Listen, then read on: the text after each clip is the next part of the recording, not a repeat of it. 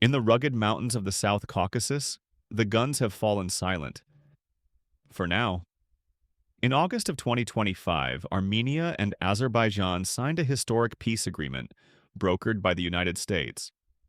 It was hailed as the end of a conflict that has spanned generations. For a moment, the world's attention turned to handshakes in Washington, D.C., and talk of a new beginning.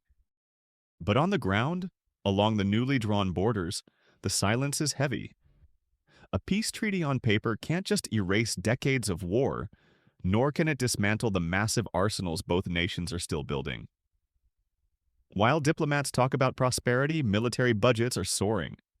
While Russia, the old regional power broker, sees its influence waning, Turkey is strengthening its military alliance with Azerbaijan. And the United States has stepped in not just as a mediator, but as a direct player in the region's future.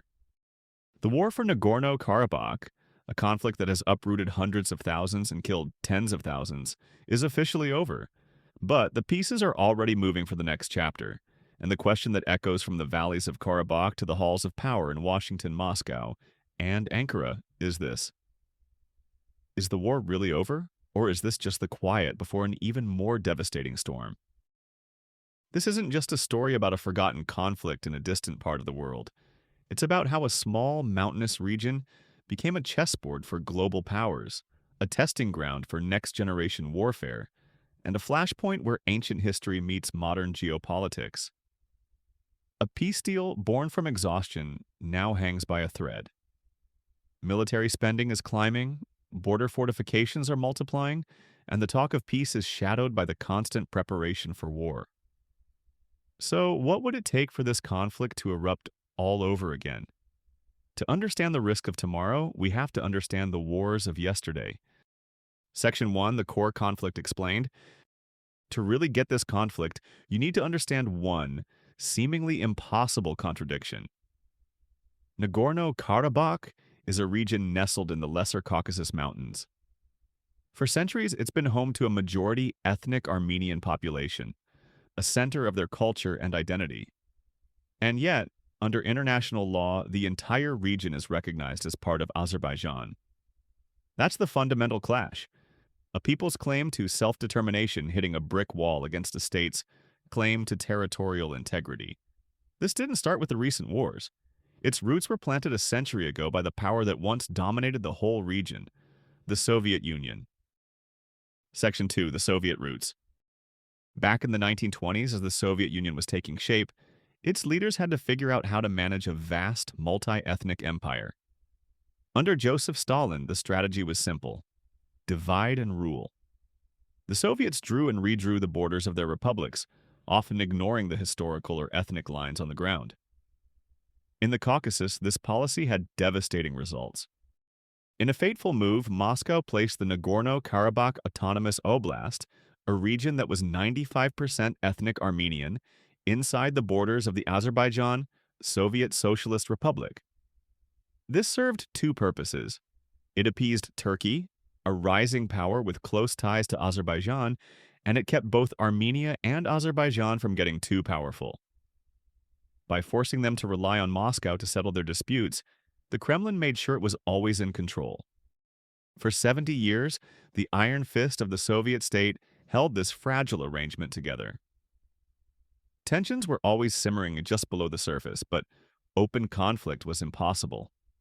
Armenians in Karabakh resented Azerbaijani rule, while Azerbaijanis saw the region as an inseparable part of their republic. The Soviet system didn't solve the dispute. It just froze it in place, creating a ticking time bomb that was waiting to go off the second Moscow's power started to crumble. That moment came in the late 1980s. Section 3, the First War and its aftermath. As the Soviet Union began to buckle, nationalist feelings exploded across its republics. In 1988, Nagorno-Karabakh's local parliament voted to unify with Armenia. Azerbaijan resisted, and this act of defiance lit the fuse. When the USSR officially collapsed in 1991, the conflict exploded into a full-scale war. The First Nagorno-Karabakh War, from 1988 to 1994, was brutal. Fought with old Soviet weapons, it was a grinding war of attrition, marked by sieges and ethnic cleansing on both sides. By the time a ceasefire was signed in 1994, Armenian forces had won a decisive victory. They controlled most of Nagorno-Karabakh and 7 surrounding Azerbaijani districts, creating a security buffer that connected the region to Armenia. For Armenia, it was a military triumph, but one that left it isolated. For Azerbaijan, it was a national humiliation that created a massive population of internally displaced people, a political crisis that would define the country for decades. The 1994 ceasefire didn't bring peace. It just created a frozen conflict, overseen by a largely ineffective international group called the OSCE Minsk Group, led by Russia, France, and the US. While the diplomats talked, the balance of power in the region was already starting to shift. Section 4. The rise of geopolitical pressures. The frozen conflict was never really frozen. It was a time of intense militarization. 2 regional powers would come to define the new landscape: Turkey and Russia. Turkey, bound to Azerbaijan by the idea of one nation, 2 states, became Baku's most important ally. Shared Turkic heritage and strategic interests led Ankara to give Azerbaijan extensive military, political, and economic support. Turkey closed its border with Armenia, backed Azerbaijan's economic blockade, and helped turn a local dispute into a regional standoff. All the while, Turkish military advisors were helping to train and modernize Azerbaijan's army, getting them ready for the day the stalemate would break. Russia, meanwhile, played a more complicated game. As the traditional power in the Caucasus, Moscow tried to maintain its influence by being the essential mediator. It was officially a neutral party in the Minsk group, but it was also Armenia's formal military ally through the Collective Security Treaty Organization, CSTO, and had a military base there. At the same time, Russia was a top arms dealer to both sides, selling billions in advanced weapons to Azerbaijan while giving discounted arms to Armenia. This balancing act allowed Moscow to keep both nations in its orbit, but Azerbaijan's growing wealth and Russia's shifting priorities were setting the stage for a dramatic reversal. Section 5. The 2020 War and the Shift in Power. In September 2020, the frozen conflict melted with terrifying speed. Fueled by decades of frustration, oil money, and high-tech weapons, Azerbaijan launched a massive offensive to take back its territories. The Second Nagorno-Karabakh War was completely different from the first. This was a 21st century war, a showcase for drone warfare. Azerbaijan, with powerful backing from Turkey, used a huge fleet of Turkish Bayraktar TB2 and Israeli-made kamikaze drones. These drones systematically wiped out Armenia's older Soviet-era tanks, artillery, and air defenses. The world watched on social media as high-definition drone footage showed the systematic dismantling of the Armenian military. After 44 days of brutal fighting, a new ceasefire was brokered, this time by Russia alone. The terms were the exact opposite of the 1994 outcome.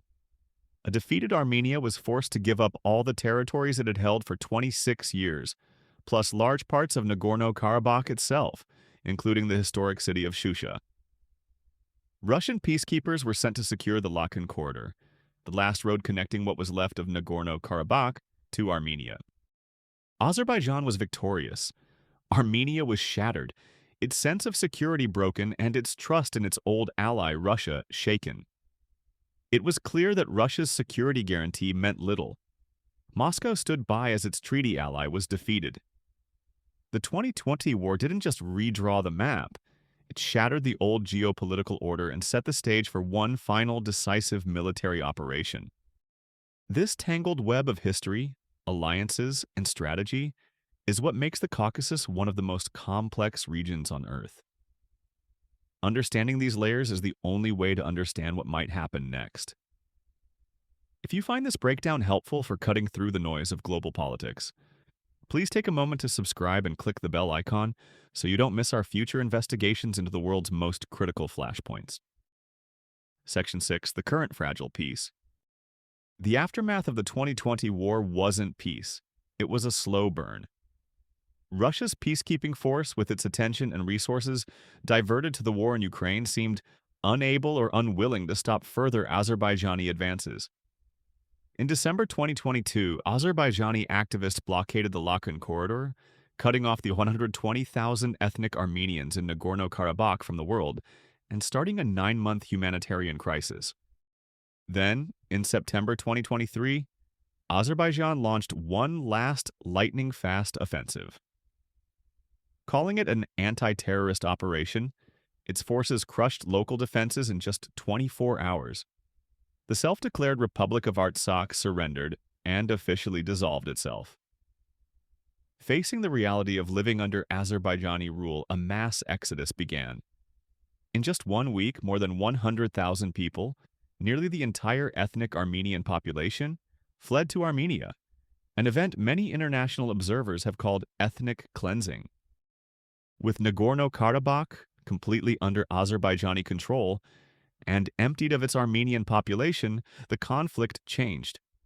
The focus was no longer on the status of the region, but on normalizing relations between the two countries. This is where the United States stepped into the diplomatic vacuum Russia left behind. Throughout 2024 and into 2025, Washington led intense diplomatic efforts, resulting in the peace agreement signed in August 2025. The deal is comprehensive, covering mutual recognition of borders and plans for economic cooperation. Its centerpiece is a plan for a major transit corridor through southern Armenia, connecting mainland Azerbaijan to its exclave of Nakhchivan, and from there to Turkey. This U.S.-backed trade route is designed to bypass both Russia and Iran, diminishing their regional influence and pulling the South Caucasus closer to the west. This American-led diplomacy has overshadowed the long-stalled efforts of the old OC Minsk group, cementing America's new role in the region. But even with this historic deal, the risk of war isn't gone. The distrust is profound. Azerbaijan is still demanding that Armenia change its constitution to remove any mention of a claim to Karabakh. The fate of the 100,000 Armenian refugees and their right to return remains a deeply painful, unresolved issue. Most alarming of all, both countries are in the middle of a massive arms race. Military spending is projected to hit record highs on both sides. Azerbaijan continues to buy advanced weapons from Turkey, Israel, and Pakistan. Armenia, feeling let down by Russia, is desperately trying to modernize its own military, buying new artillery, air defense systems, and drones from countries like India and France. The border remains tense, and claims of ceasefire violations are a constant feature of this new peace. Conclusion: the unresolved future. So, where does this leave us? Stuck in a dangerous paradox. On one hand, you have a comprehensive peace treaty backed by the diplomatic and economic power of the United States, offering a path to a stability that was unimaginable just a few years ago. The new trade corridor has the potential to transform the region and give both sides a powerful reason to keep the peace. On the other hand, the core problems haven't gone away. The deep-seated hatred, the trauma from multiple wars, and the powerful force of nationalism can't be erased by a signature on a piece of paper. Unresolved issues like the refugees and constitutional claims are all potential sparks for a new fire. The region has become a perfect storm of global shifts. Russia's traditional influence has waned, leaving a vacuum. Turkey has solidified its position as a major regional player, and the United States has placed a huge strategic bet, making itself a direct stakeholder in the region's security. The future of the South Caucasus will be decided by which vision wins out. Will it be the vision of economic integration and open borders promised by the peace deal? Or will it be the one dictated by massive military budgets, growing arsenals, and the ghosts of Nagorno-Karabakh? The 2025 agreement has lowered the immediate risk of war, but it hasn't eliminated it. It has just raised the stakes.